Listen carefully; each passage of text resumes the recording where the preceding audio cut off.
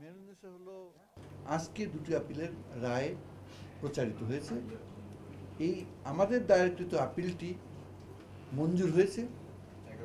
ঘাটারচর গ্রামের যে গণহত্যার থেকে কাদের মোল্লাকে অব্যাহতি দেওয়া হয়েছিল সেই রায় বাতিল করে দিয়ে তাকে দোষী সাব্যস্ত করা হয়েছে এবং যাবজ্জীবন কারাদণ্ড দেওয়া হয়েছে।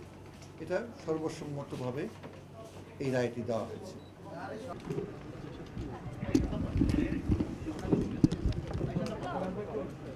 রায় আমরা মানতে বাধ্য। একটি প্রতিষ্ঠান হিসাবে দেশের সর্বোচ্চ আদালতের প্রতি আমরা শ্রদ্ধাশীল, কিন্তু এটি একটি ভুল রায়। আমরা এই রায়ে সংক্ষুব্ধ, আমরা বিস্মিত। আমরা মনে করি এই রায় ন্যায় বিচারের পরিপন্থী।